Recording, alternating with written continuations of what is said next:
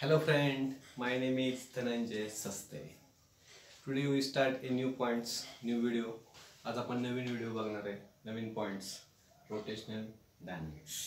तर आजच्या आपले जे पॉइंटचं नाव आहे moment of inertia as an analogous quantity for mass. अतिशय महत्त्वाचा पॉइंट आहे हा, अतिशय महत्त्वाचा. ॲनालॉगस, ॲनालॉगस म्हणजे काय? इट इज सेम किंवा सारखे.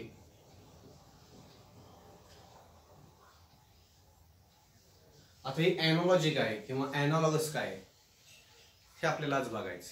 म्हणजे मुवमेंट ऑफ इनर्शिया इज किंवा as an analogous quantity for mass. Okay, तसे एक आपण ॲनॉलॉजी बघितली होती कॅनेमॅटिकल इक्वेशन्समध्ये. त्या अगोदर 2 मिनिटात तुम्हाला सांगतो, कॅनेमॅटिकल इक्वेशन्समध्ये आपण ॲनॉलॉजी बघितली होती. ओके, कॅनेमॅटिकल इक्वेशन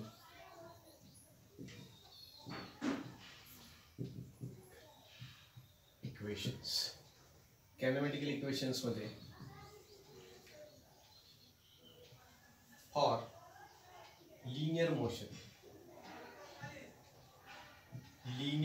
साठी, लिनियर म्हणजे एकदम स्ट्रेट, आपण यू जे नोटेशन होतं इनिशियल व्हेलॉसिटी साठी होतं. इनिशियल वेलोसिटी त्या बॉडीची, व्ही काय होता फायनल वेलोसिटी. वेलोसिटी चेंज झाली की त्या बॉडीला काय असणार आहे ॲक्सेलरेशन. ते ॲक्सेलरेशन लिनियर होतं विथ टाइम. आणि त्या बॉडीची ऑब्विसली काय झाली त्याची डिस्प्लेसमेंट. ओके, आणि ते आपण कॅनल इक्वेशन्स, 3 कॅनेमॅटिकल इक्वेशन्स बघितले होते लिनियर मोशनसाठी. त्यातलं फर्स्ट कॅनेमॅटिकल इक्वेशन होतं v is equal to u plus a t. Second kinematical equation घेतं s is equal to u t plus 1/2 a t square.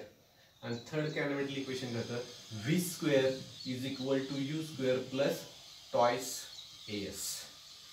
हीच ॲनॉलॉजी हे सारखे पण सर्क्युलर मोशन मध्ये सुद्धा आहे. For circular motion,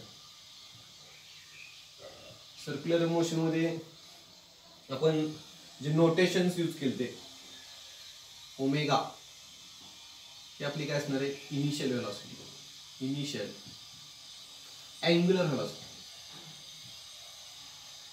initial angular velocity परत नॉट म्हणून. नंतर दुसरी जी असणार आहे ती काय असणार आहे final angular velocity omega. Omega angular velocity change झाली काय असणार आहे angular acceleration with time.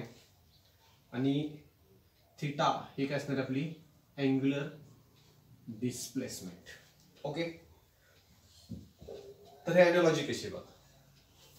V काय आपली फायनल वेलोसिटी, यू काय आपला इनिशियल वेलोसिटी, ए एक्सेलरेशन, टी काय असणार आहे टाइम. तिथं बघा फर्स्ट कॅनेमॅटिकल इक्वेशन काय असणार आहे फॉर सर्क्युलर मोशन साठी ओमेगा नॉट प्लस काय असणार आहे अल्फा टी. सेकंड काय डिस्प्लेसमेंट, इथं अँग्युलर डिस्प्लेसमेंट काय असणार आहे थिटा. ओके, नंतर यू टी म्हणजे काय असणार आहे omega 0 into t plus 1/2 alpha t square. आणि थर्ड कॅनेमॅटिकल इक्वेशन्स काय असणार आहे omega square, omega naught square plus twice alpha into theta. This is the analogy for kinematical equations in linear motion and circular motions. या दोघांमधली असलेली एनालॉजी. तर बघा ही final velocity, final linear velocity, ही काय असणार आहे फायनल अँग्युलर वेलोसिटी, ही काय असणार इज इक्वल टू, ही काय असणार आहे इनिशियल लिनियर वेलोसिटी, ही काय असणार आहे इनिशियल अँग्युलर वेलोसिटी प्लस ए म्हणजेच काय असणार आहे लिनियर ॲक्सेलरेशन, इथे काय असणार आहे अँग्युलर ॲक्सेलरेशन. हा टाइम सेम. आणि ही बॉडी कोणती मोशन फॉर्म करते लिनियर, आणि कोणती मोशन फॉर्म करते सर्क्युलर. ओके, अजून एक अशीच ॲनॉलॉजी आहे बघा. Also torque analogy, analogy quantity for force. Torques आणि फोर्समध्ये सुद्धा काय सारखेपणा आहे हे आपण येणाऱ्या व्हिडिओजमध्ये किंवा येणाऱ्या लेक्चर्समध्ये त्याचा आपण डिटेलमध्ये स्टडी करणार हे कसं येते. ओके. नंतर बघा in translation motion, in translation motion किंवा लिनियर मोशन्स. आपल्याला माहिती आहे ज्यावेळेस एखादी ट्रान्सलेशन मोशन असेल किंवा लिनियर मोशन असेल बरोबर आहे त्यामध्ये आपण त्याची कायनेटिक एनर्जीचं एक्सप्रेशन आपल्याला माहिती आहे. कायनेटिक एनर्जी काय असते, एखादी बॉडी जर मूव्ह होत असेल त्याला मास असेल वेलोसिटी जर त्याची कायनेटिक एनर्जी काय असते 1/2 mv². ओके. सेकंड एक्सप्रेशन आपण बघू फोर्स काय असतं मास इंटू ॲक्सलरेशन्स. एक लक्षात ठेवायचं जेव्हा एखाद्या बॉडीवरती जर फोर्स ऍक्ट होतो तर ती बॉडी कोणती मोशन परफॉर्म होते, लिनियर किंवा ट्रान्सलेशन मोशन, आणि त्या बॉडीमध्ये काय प्रोड्यूस होतं ॲक्सलरेशन. आणि तिसरं जे एक्सप्रेशन बघणार आपण linear momentum. It is denoted by symbol P. आणि लिनियर मोमेंटमचे डेफिनेशन 11ला बघितली तर मास इंटू वेलॉसिटी. आता आपल्याला हीच एनालॉजी कशामध्ये बघायची, रोटेशनल मोशन्स, कारण आपण कशाचा स्टडी करतोय rotational dynamics. In rotational motion, rotational motion मध्ये पण कायनेटिक एनर्जी असणार आहे बॉडीला. ओके. तिथं फोर्स नाही पण टॉर्क ऍक्ट होतो. रोटेशनल मोशन मध्ये ज्यावेळेस आपण 11th मध्ये बघितलेले एखाद्या बॉडी टॉर्क ऍक्ट झालं की ती बॉडी कोणती मोशन परफॉर्म करते, रोटेशन. हे दोन गोष्टी लक्षात, टॉर्क ऍक्ट झालं की रोटेशनल मोशन, फोर्स ऍक्ट झालं की ट्रान्सलेटरी मोशन. आणि तिथं अँग्युलर मोमेंटम असणार आहे, अँग्युलर. ओके. तर इथं ह्या व्ही जो आहे, व्ही म्हणजे काय असणार आहे लिनियर व्हेलॉसिटी, रोटेशनल मोशन मध्ये काय असणार आहे अँग्युलर व्हेलॉसिटी. ह्या जागेवर आपण हा रिप्लेस करू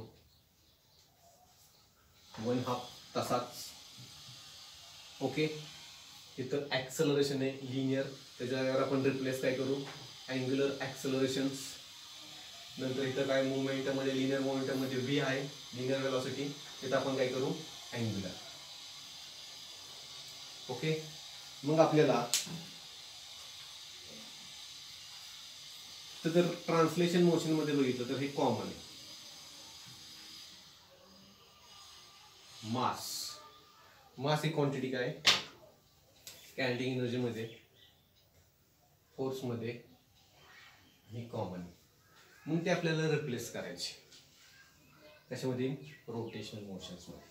मग ती काय असेल, इट इज ए मास, मासच असेल का. मग आपण एक एक्झाम्पल घेऊया. सपोज एक डोअर आहे,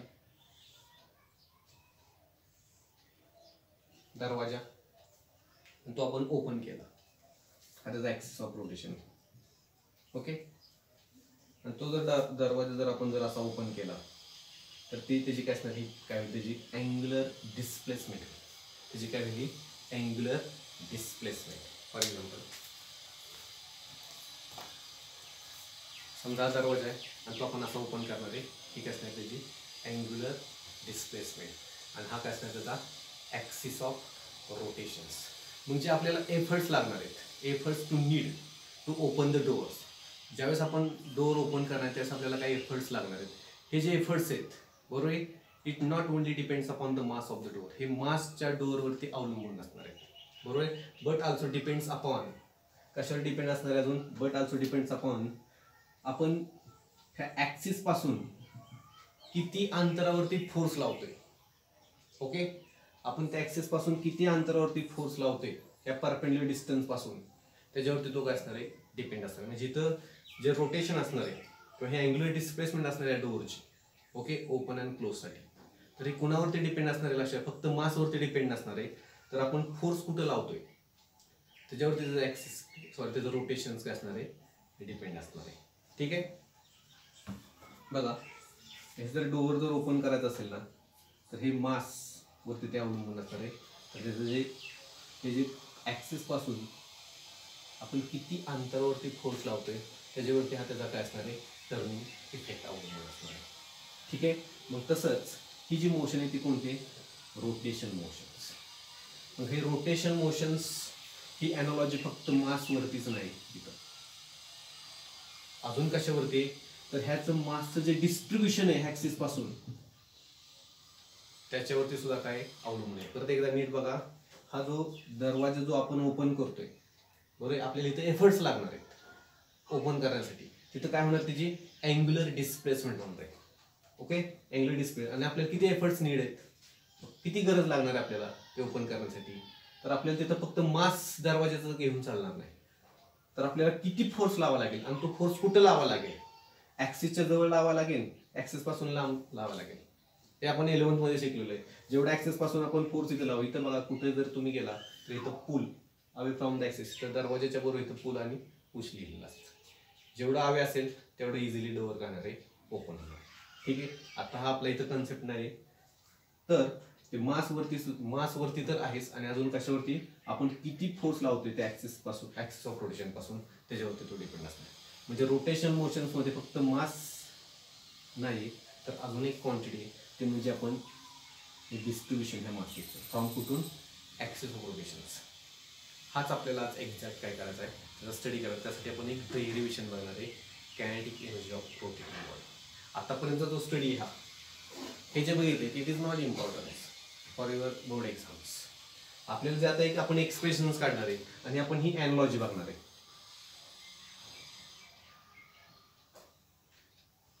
translation motions and rotation motions. तसेच आपण येणाऱ्या लेक्चर्स मध्ये ही पण एनालॉजी बघणार आहे. तिथं मास नसणार आहे, लक्षात घ्या.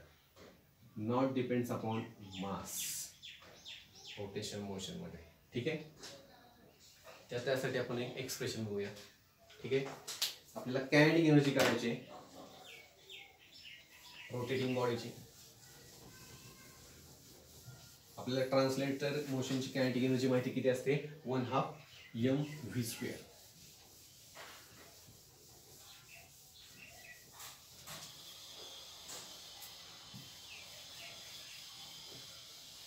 अजून एक लक्षात ठेवा, ज्यावेळेस बॉडीवरती फोर्स ऍक्ट होतो त्यावेळेस ती बॉडी कोणती मोशन परफॉर्म करते, लिनियर. आणि ज्यावेळेस टॉप ऍक्ट होतं त्यावेळेस ती बॉडी कोणती मोशन करते, रोटेशनल मोशन्स काय करते, परफॉर्म करते. ओके, आजचं जे आपलं एक्सप्रेशन आहे, to find the kinetic energy of rotating body. To find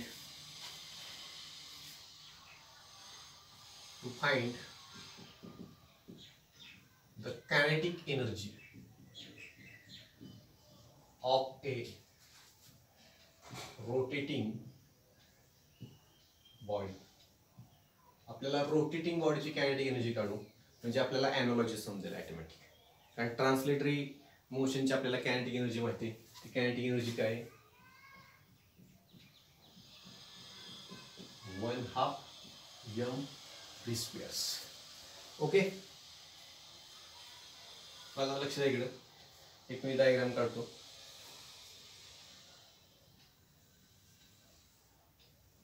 एक body, rigid body, number of पार्टिकल्सने बनलेली. कुठली बॉडी असते कशाने बनलेली असते, नंबर ऑफ पार्टिकल्स. आता त्याचा ऍक्सिस आहे,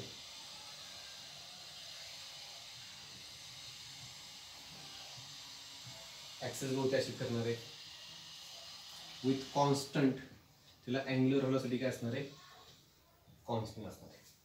बघा, consider a rigid body rotating about an axis with constant angular velocity. For example, imagine करा एक आपली बॉडी आहे, रिजिड बॉडी. ओके, आणि ती अशी फिरणार आहे.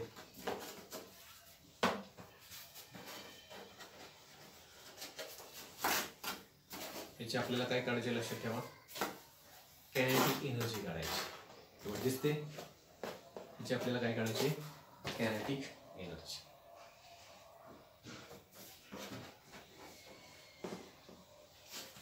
आणि हा त्याचा काय असणार आहे, ऍक्सिस ऑफ रोटेशन आणि बॉडी. इमेजिन करा ही बॉडी आणि ती बॉडी अशी फिरणार आहे. आणि ह्या बॉडीची आपल्याला काय काढायची, kinetic energy. Okay, now the body consist of, आपल्याला माहिती बॉडी कशाने बनलेली आहे, number of particles having masses. आणि त्या बॉडीला काय असणार, मासेस, n नंबर ऑफ पार्टिकल्सने बनलेले, n particles having masses m1, m2, m3 up to mn जे पार्टिकल्स असणार आहेत. हा समजा इथला एक पार्टिकल कन्सिडर करू. इमॅजिन हा काय असणार आहे m1, समजा हा काय घेऊ m2, हा काय घेऊ m3 and so on. Right? So number of particles. These particles are situated at a distance r1, r2, r3, dot dot dot rn respectively. समजा हा पार्टिकल आहे ज्याचा मास काय m1 आहे तो ऍक्सिस पासून किती अंतरावरती असणार आहे r1. हा सेम इथून ऍक्सिस पास होतोय ओ पॉइंट मधून. दुसरा पार्टिकल आहे त्याचा मास काय m2 तो किती अंतरावरती r2. हा पार्टिकल किती अंतरावरती r3. असे नंबर ऑफ पार्टिकल्सनी बॉडी बनते. ओके बघा ॲज द बॉडी रोटेट्स, ज्यावेळेस बॉडी रोटेट्स होईल each and every particle performs uniform circular motions. Suppose हा एक पार्टिकल म्हणू आपण, हा m1 तो किती अंतरावरती r1. बघा हा कोणती मोशन परफॉर्म होते बघा सर्क्युलर मोशन्स. म्हणजे हा एकटाच नाही तर सगळे पार्टिकल्स कोणती मोशन परफॉर्म करणार आहे युनिफॉर्म सर्क्युलर मोशन्स. ओके म्हणजे ॲज द बॉडी रोटेट, ज्यावेळेस बॉडी रोटेट होईल each and every particle performs uniform circular motion with constant angular velocity. बॉडीला जर आपण काय दिलेले कॉन्स्टंट अँग्युलर व्हेलॉसिटी दिले तर प्रत्येक पार्टिकलला काय असणार आहे अँग्युलर व्हेलॉसिटी काय असणार आहे कॉन्स्टंट असणार आहे. बघा as the body rotates, as the body rotates every particles performing uniform circular motions. जेव्हा बॉडी रोटेट होईल प्रत्येक पार्टिकल कोणती मोशन परफॉर्म करणार आहे युनिफॉर्म सर्क्युलर मोशन्स. बरोबर आहे. हॅव्हिंग युनिफॉर्म सर्क्युलर मोशन्स काय असणार आहे सेम अँग्युलर व्हेलॉसिटी. सपोज ह्या बॉडीला सपोज म्हणतोय मी, समजा जर अँग्युलर व्हेलॉसिटी 4 रेडियन पर सेकंड दिली असेल, सपोज व्हॅल्यू आहे. ओके हे लक्षात घ्या 4 रेडियन पर सेकंड दिली. ह्या बॉडीला जर आपण काय दिलेले 4 रेडियन पर सेकंड ही अँग्युलर व्हेलॉसिटी दिली तर प्रत्येक पार्टिकलला काय असणार आहे सेम अँग्युलर व्हेलॉसिटी असणार आहे. मग मला सांगा त्या प्रत्येक पार्टिकलला लिनियर व्हेलॉसिटी काय असेल, सेम असेल काय डिफरंट असेल. लिनियर व्हेलॉसिटी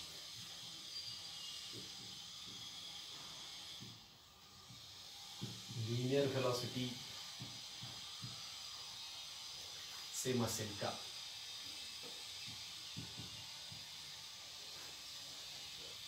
सेम का डिफरंट. युसेम मध्ये हा काय असतो कॉन्स्टंट, हा पण काय असतो कॉन्स्टंट, परंतु इथं नाही. इथे लक्षात इथं लिनियर व्हेलॉसिटी सेम नाहीये. का नाहीये तर ती काय डिफरंट आहे. ते तुम्हाला सांगतो फिलिंग देतो तुम्हाला. बघा समजा पार्टिकल आहे त्याचं मास m1 आहे आणि तो सपोज 2 सेंटीमीटर वरती. ओके मग त्याची लिनियर व्हेलॉसिटी काय असेल आपण लिनियर व्हेलॉसिटी v1 म्हणून आपल्याला माहिती आहे v1 = r1 ओमेगा, हा आपला फॉर्म्युला आहे.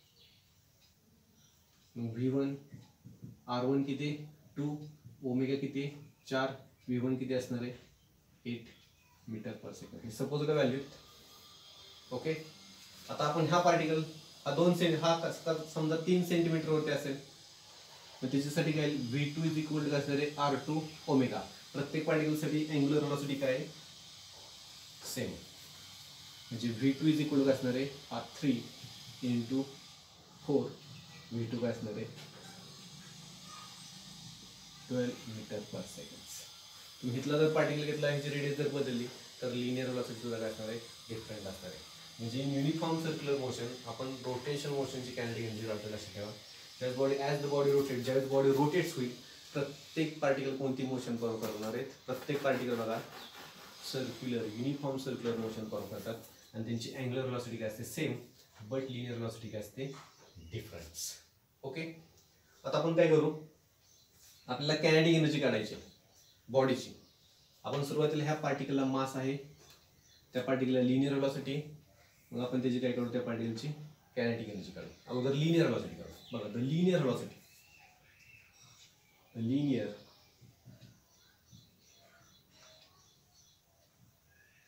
velocity of a particle of mass m1 is given by, आणि लिनियर व्हेलॉसिटीचा फॉर्म्युला काय असतो, v1 इज इक्वल टू, तो पार्टिकलचं मास किती, m1 किती अंतरावरती, r1 इंटू ओमेगा. ओके, पार्टिकलला मास आहे, वेलोसिटी आहे, आणि त्या पार्टिकलला काय असणार आहे, कायनेटिक एनर्जी. बघा, the kinetic energy of particle of mass m1, the kinetic energy of a particle of mass m1 is given by, kinetic एनर्जीचा फॉर्म्युला काय असतो की E1 म्हणून आपण पहिल्या पार्टिकलची काढतो की ज्याचं मास काय m1 आहे, 1/2 m1 v1 square. Therefore ke1 is equal to 1/2 m1, त्याचा जर स्क्वेअर केला तर काय होईल, r1 omega square. Therefore kinetic energy is equal to काय असणार आहे, 1/2 m1 r1 square omega square. आपण एका पार्टिकलची की ज्याचं मास काय m1 आहे त्याची आपण काय काढलेली कायनेटिक एनर्जी, आणि तो पार्टिकल किती अंतरावरती, r1. सिमिलरली आपण ह्याची पण काढू. ओके, बघा, द लिनियर व्हेलॉसिटी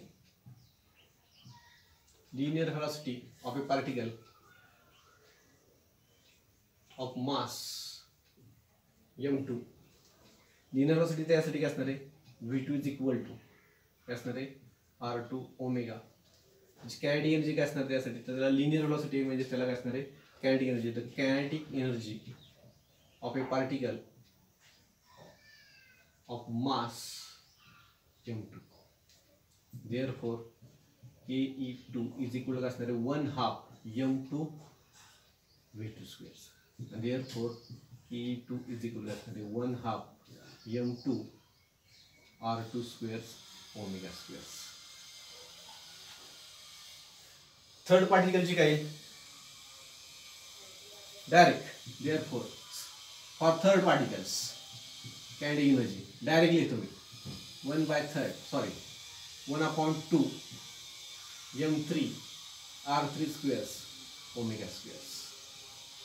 फोर्थ पार्टिकलची काय 1/2 m4 r4 squares omega squares. Up to n particle काय, और n particle of mass mn, kinetic energy n particle 1/2 mn rn square omega square. आपण प्रत्येक पार्टिकलची काय काढलेली, प्रत्येक ह्या पार्टिकलची कायनेटिक एनर्जी, ह्या पार्टिकल प्रत्येक पार्टिकलची आपण काय काढली आहे कायनेटिक एनर्जी. आता आपण काय करू, पूर्ण बॉडीची काढू, सगळ्यांची काय करू, टोटल काढायची सगळ्यांची सम. बघा इथे लिहितो,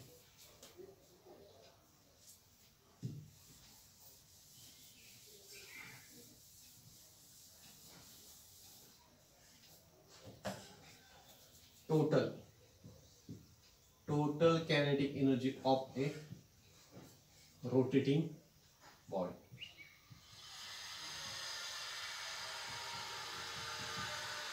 ke1 plus ke2 plus ke3 plus dot plus ke therefore total kinetic energy ची कशाची काढतो आपण, रोटेशनल मोशनची.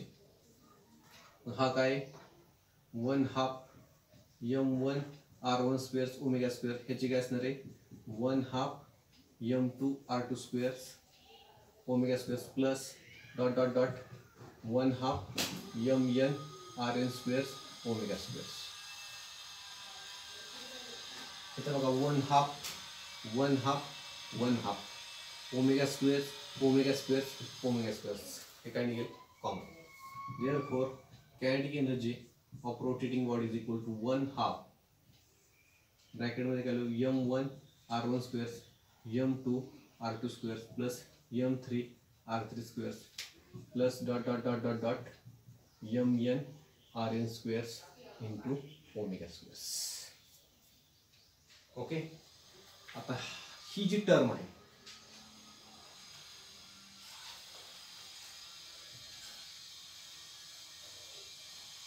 ही कायनेटिक एनर्जी, ही kinetic energy rotation 1/2 omega squares. आणि आपल्या ट्रान्सलेशनची बघा 1/2 लिनियर व्हेलॉसिटीला काय रिप्लेस केलेलं आहे? Angular velocity. आणि माससाठी काय? प्रोडक्ट ऑफ मास आणि डिस्टन्सचा काय? स्क्वेअर. प्रोडक्ट ऑफ मास आणि डिस्टन्सचा काय? स्क्वेअर. ओके. तेच मी असं लिहितो summation MI/RI squares into omega squares. म्हणजे रोटेशन मोशन्समध्ये आणि ट्रान्सलेटरी मोशन्समध्ये कायनेटिक एनर्जीची एनॉलॉजी आहे, पण ती मासची नाही. फक्त मासची नाही लक्षात. तर अजून काय? ते मास किती अंतरावरती डिस्ट्रीब्यूट झालेले आहेत हा पण आपल्याला काय करायला लागणार आहे? विचार करायला लागणार आहे. आणि ही जी क्वांटिटी आहे त्याच क्वांटिटीला आपण करणार आहे मोमेंट ऑफ इनर्शिया. आणि ही काय? As an analogy quantity for mass. Okay. Now right here kinetic energy rotational 1/2 I into omega squares. This is our final expressions of kinetic energy of a rotating body. ही जी body rotating motion permit जी काय असणार आहे? kinetic energy. Therefore I is equal to summation MI/RI squares आणि I runs to काय असणार आहे? 1 to n. ओके. नाव आपले रोटेशनल मोशनची कायनेटिक एनर्जी आणि कशाची? ही ट्रान्सलेटरी मोशनची कायनेटिक एनर्जी. मग मला सांगा इथं आय म्हणजे काय? आपला मोमेंट ऑफ इनर्शिया रिप्लेस काय रिप्लेस करतोय इथं? हा मोमेंट ऑफ इनर्शिया कोणाला रिप्लेस करतोय? मास. ओके. आणि इथं अँग्युलर व्हेलॉसिटी कोणाला रिप्लेस करते? तर लिनियर व्हेलॉसिटी. ओके. म्हणजे कायनेटिक एनर्जी ऑफ रोटेशनल ही काय असणार आहे?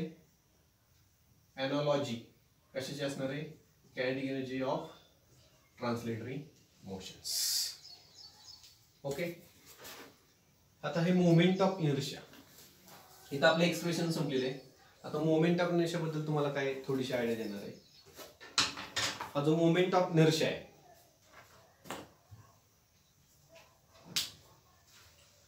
मोमेंट ऑफ इनर्शिया जो आहे हा I इज इक्वल टू काय असणार आहे? Summation MI/RI squares. हा जो मोमेंट ऑफ इनर्शिया कशावरती अवलंबून असणार आहे? फर्स्ट मासेसचं डिस्ट्रीब्युशन किंवा मासेस ऑफ पार्टिकल्स. आणि दुसरं कशावरती असणार आहे?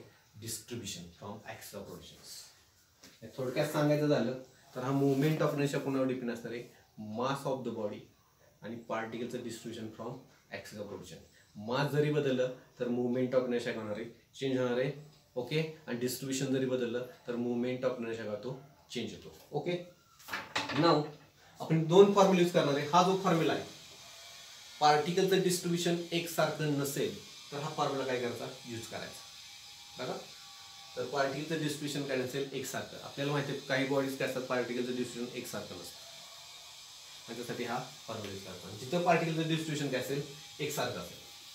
फॉर एक्झाम्पल हा सिलेंडर आहे किंवा एखादी रिंग आहे, डिस्क आहे, रिंग आहे, स्पियर आहे. तिथं पार्टिकलचं डिस्ट्रीब्युशन काय असणार आहे? एकसारखं असणार आहे. मग तिथं आपण मोमेंट ऑफ इनर्शियाचा फॉर्म्युला काय वापरायचा बघा. I is equal to integration R². बघा मोमेंट ऑफ इनर्शिया म्हटलं की प्रोडक्ट ऑफ मास आणि डिस्टन्सचा स्क्वेअर असलाच पाहिजे. प्रोडक्ट ऑफ मास आणि डिस्टन्सचा स्क्वेअर. हा पार्टिकलचं डिस्ट्रीब्युशन एकसारखं असेल, होमोजिनियस असेल तर हा फॉर्म्युला. आणि जर पार्टिकलचं डिस्ट्रीब्युशन होमोजिनियस असेल तर हा फॉर्म्युला काय करायचा? यूज करायचा. ओके, मुवमेंट ऑफ इनर्शिया खूप महत्वाचा आहे. आपण काही बॉडींचे मुवमेंट ऑफ इनर्शिया काढणार आहे. ओके, रॉड असेल, रिंग असेल, डिस्क असेल. ओके, नेक्स्ट लेक्चरला आपण मुवमेंट ऑफ इनर्शिया काढणार, रिंग आणि डिस्क.